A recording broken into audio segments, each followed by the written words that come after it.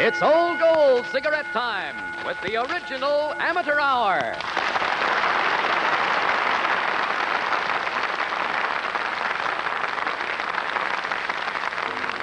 Now let's get on with the show. And here's the man who's been associated with Major Bose for so many years and is still carrying on the great work, Ed Mack.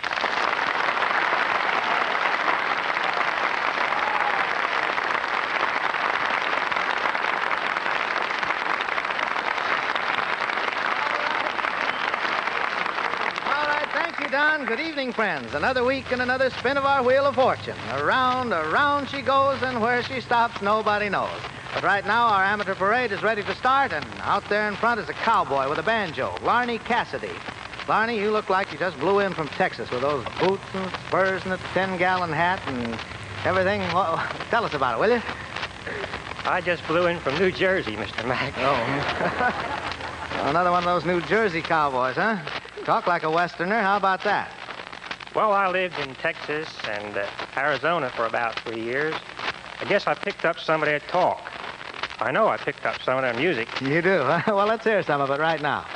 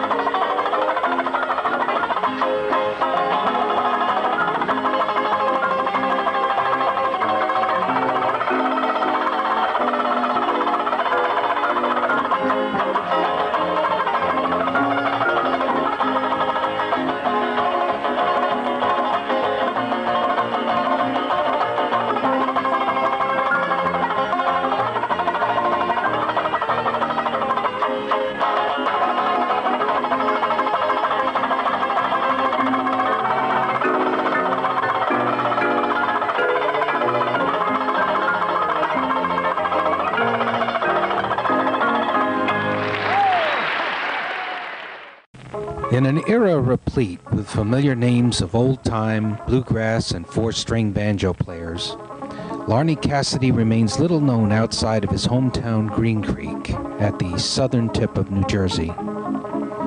Yet Larnie at 84 occupies a unique position as a living bridge to another era, that of the classical banjo, and to one of the legendary artist-interpreters of that period, Dr. Harry Chopurian.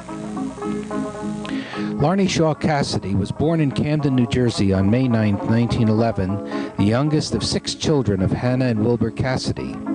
In his early years, Larnie's father Wilbur was a vaudeville acrobat and bicycle racer, but in the end, he settled for the more regular and better paying job as a seaman. Much later in life, Wilbur, now a well-known and respected captain, would take large ships out for testing and shakedown cruises at Harriman during World War I. He would return to excite young Larnie with stories of his experiences.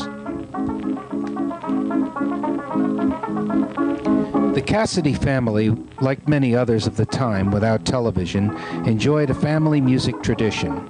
Larnie's father played the banjo, and his sisters played mandolin and other instruments, and the family would get together to play parlor music in the evening and weekends for entertainment. Larnie first played tunes on his father's old Washburn banjo.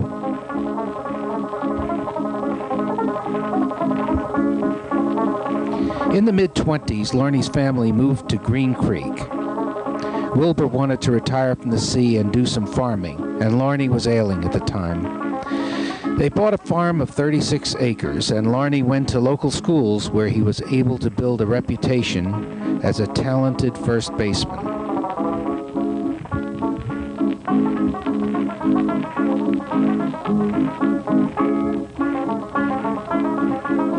Following graduation, Larnie moved to the Philadelphia area where he lived with his sisters and commuted to Green Creek on weekends. The rural environment of Green Creek had a profound and deep effect on Larnie, one that would direct his life forever. Life was good and filled with all those little pleasures associated with living in the country.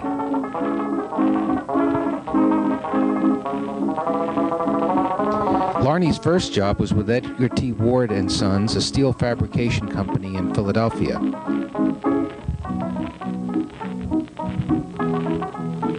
At work, Larnie progressed from file clerk to head of the accounting department.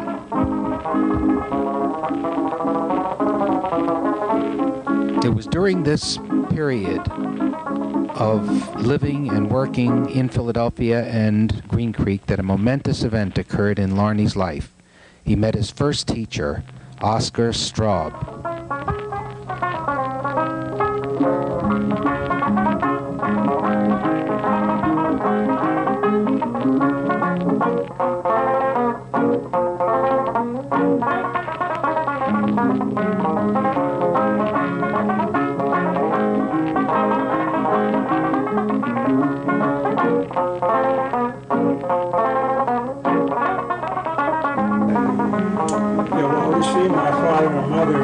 Decided to move back to Camden at that time, and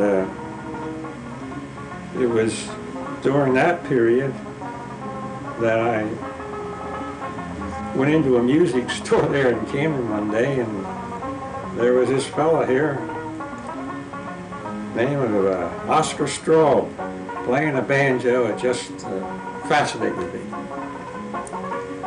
So that made up my mind I wanted to do that. So he agreed to give me lessons. How I got a banjo for that, I don't know. I don't remember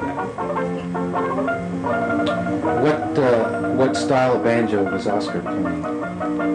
Well, he was playing the classics and popular music too, but it was plectrum style on a 5-string banjo.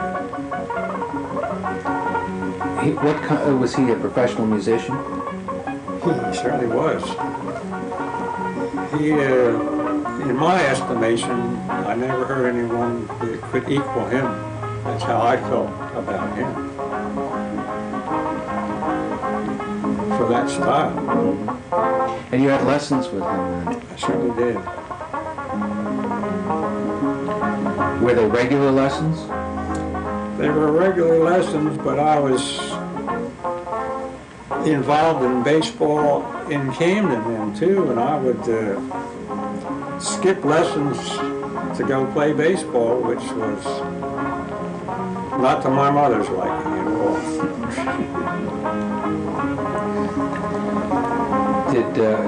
I think you mentioned to me once about Oscar that he was traveling a lot himself.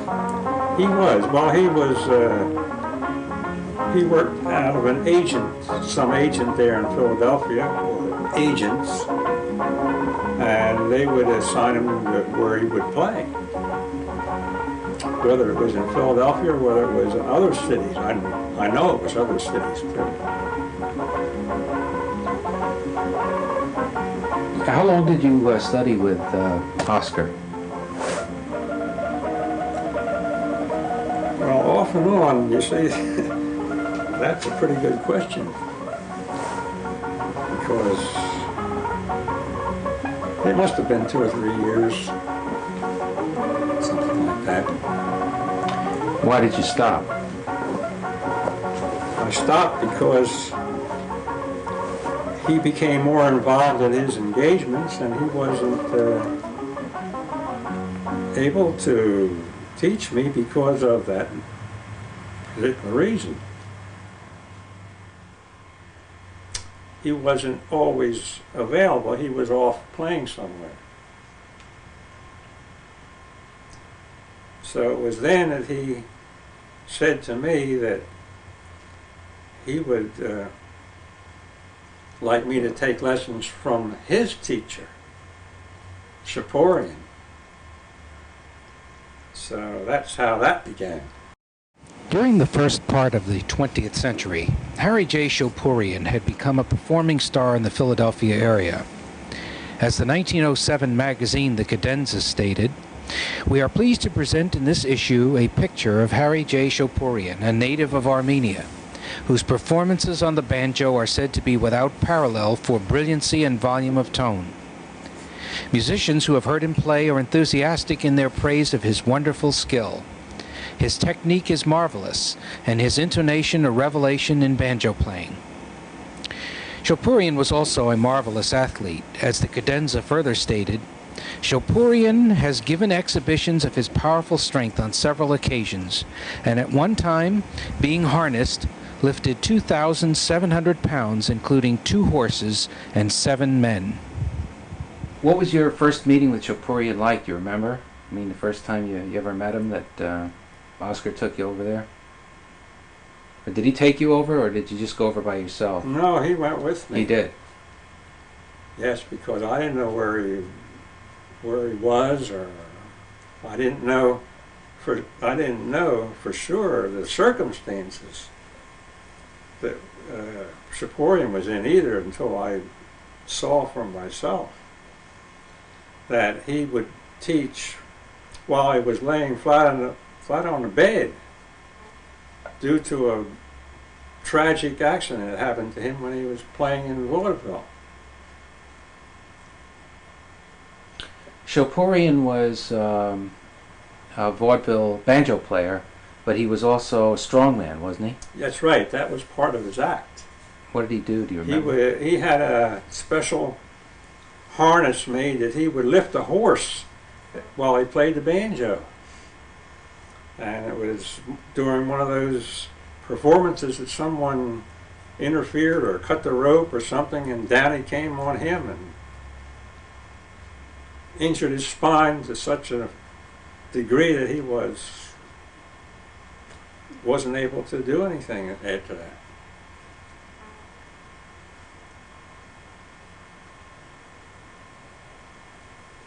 One thing it didn't injure was his mind. He was pretty sharp. Yes.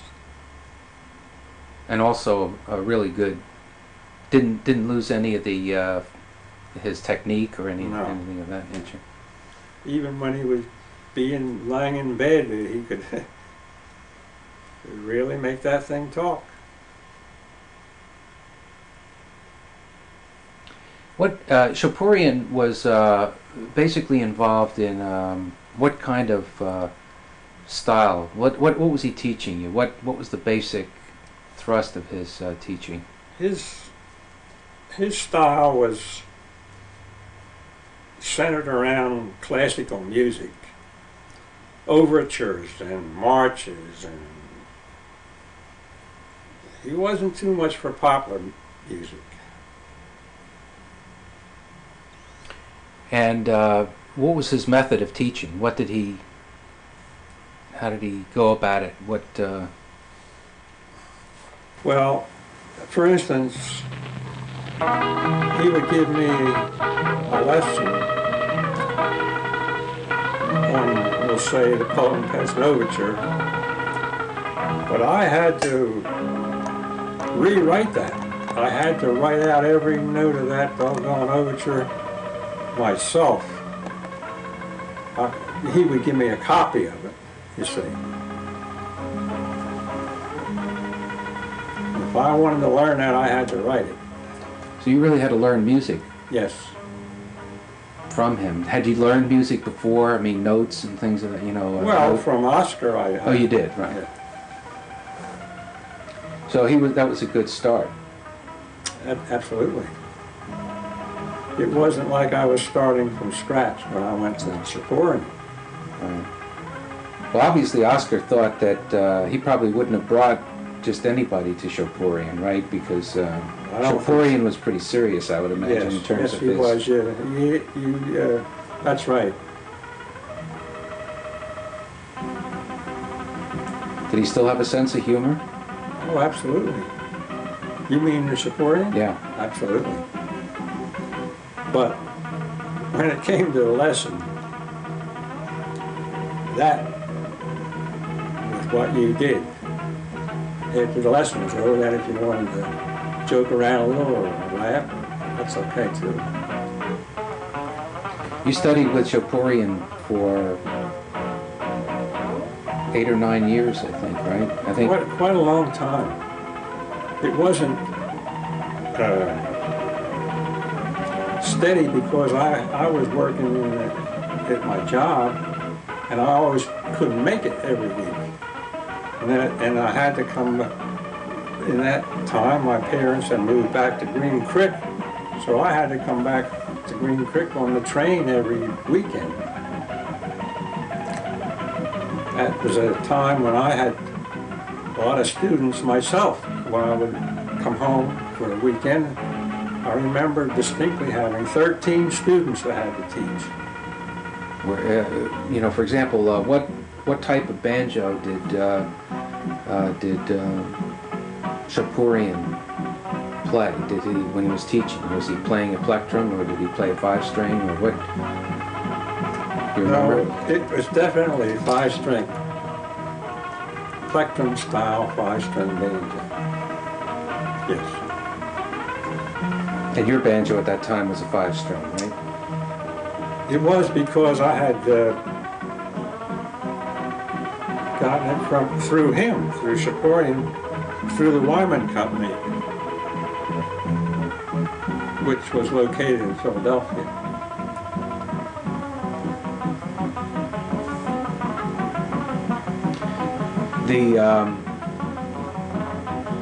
So you finished up with Choporian as a teacher sometime around the time that the United States entered the war. Is that right? That's right. It was because of that I missed a pretty good opportunity with the Detroit Symphony Orchestra. How did that happen? Well, I was taking a lesson one day, and this gentleman came in where I was, and was watching me, and we got into a conversation, and he said he was from the Detroit Symphony Orchestra, and he said, you come out and play that Poet and Peasant Overture with the Detroit Symphony Orchestra, and I'll give you $1,000.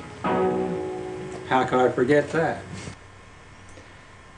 And what happened? You know what happened. Uncle Sam says, I want you. That's what happened. Did you enlist in No, the I war? didn't. You were drafted. I was deferred by the steel company for quite a while, but then they caught up with me finally. Had to go. What was it like getting assigned to services at that time? You know, when you went in. Well, that happened in Camden, where you were to be assigned to the service. And I can remember the gentleman in charge says, put this guy in the Army. And I rebelled against that and hollered, I don't want to go in the Army. He said, yeah, why not? I said, because my father's a sea captain. I know all about ships. And I live at the shore. And you're going to put me in the Army? So he says, okay, put him in the Navy. That's how it happened.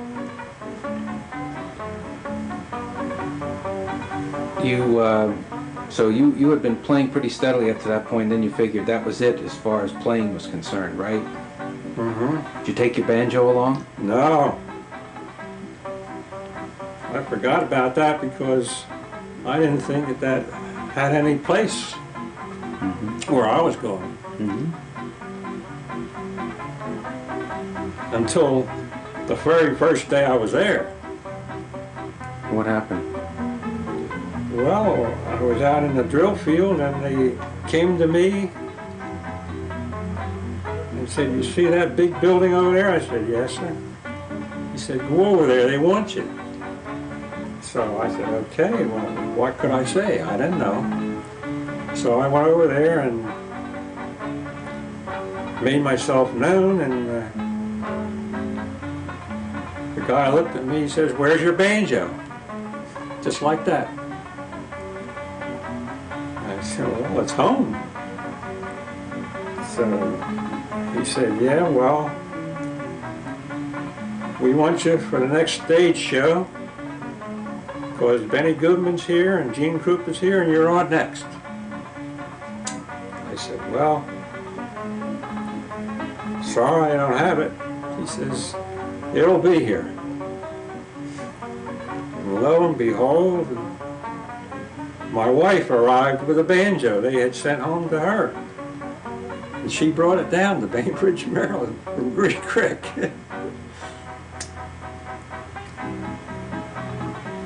And you still can't figure out how they knew that you were a banjo player unless you had it filled out on your application. It could have been on there. I don't remember that. I might have mentioned it, he said. But that was proof enough to me they know more about you than you think they do. So so tell me what happened then. She showed up with your banjo. Yeah. And then what happened? Well, time came that I was to appear on the stage show, and I said, who's going to back me up? They said, how about the Navy band? So I said, fine. They said, what are you going to play? I said, Stars and Stripes. But I didn't realize what a spectacle I was. My trousers came up. I was skinny, and when I walked out on the stage, everybody began to laugh. So that put me right at ease.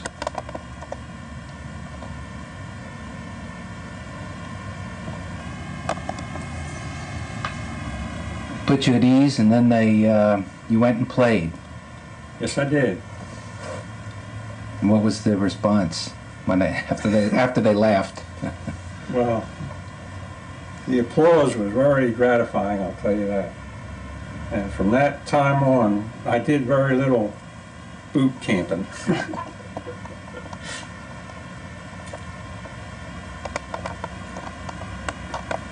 And wherever I went, they shipped the banjo. I didn't ask for it, they just shipped it and put me in shows. Do you have any good stories to tell about the Philippine Islands? I have a lot of good stories to tell about that. Or any of them? Can you tell one on film?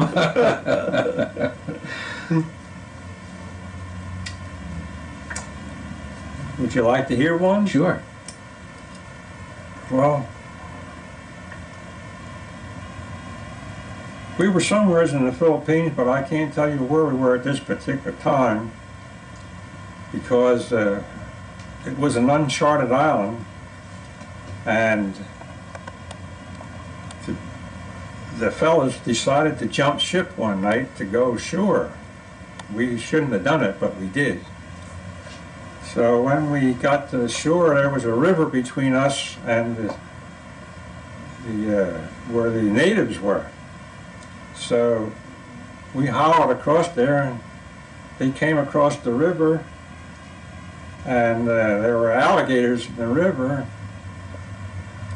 So I jumped up on the shoulders of this tall fellow with big bushy hair and grabbed his hair, and away he went across that river to the other side.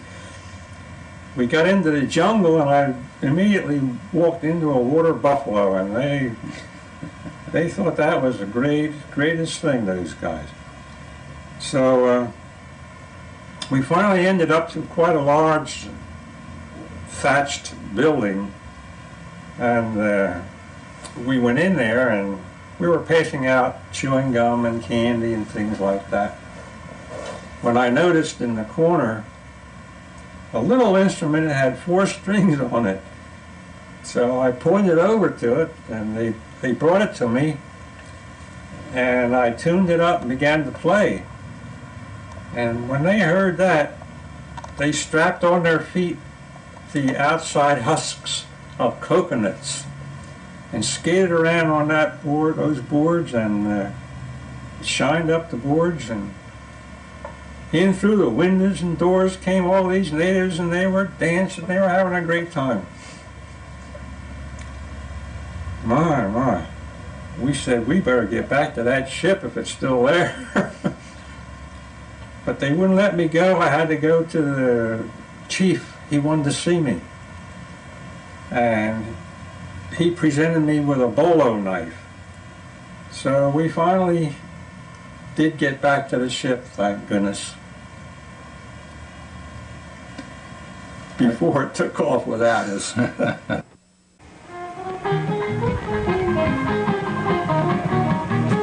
After the war, Larnie and Gene moved back to Green Creek.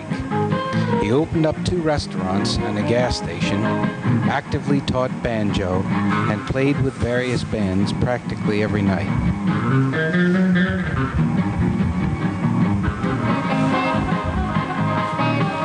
Finally, Larnie gave up the restaurants and took up barbering. Then in 1948, Larnie got one of his first big breaks, with the successful audition for the Ted Mack Original Amateur Hour. Larnie appeared on the Original Amateur Hour for several years, respectively as Larnie Cassey, Larnie Shaw, and Larry Shaw. This led to other engagements on the Burt Park Show and on stage at New York's Radio City Music Hall. Through his appearances, he was offered gigs in Nashville, including an offer to appear anytime on the Grand Ole Opry, and was sent music to play and distribute. But Larnie never elected to pursue these opportunities, and instead contributed to the musical development of Cape May County.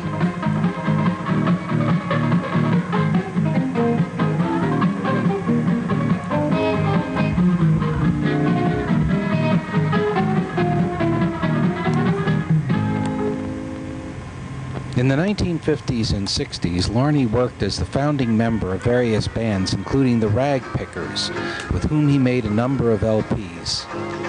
He traveled as far as Canada with the bands, but always returned to Green Creek and home.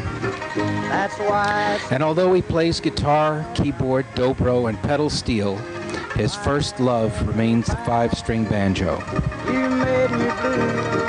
Larnie now plays gigs for free at nursing homes and lives very modestly in the small house he once shared with his wife, Jean.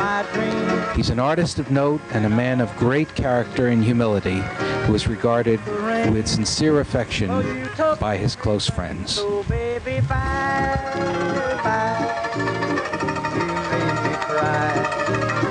That's why I say bye-bye.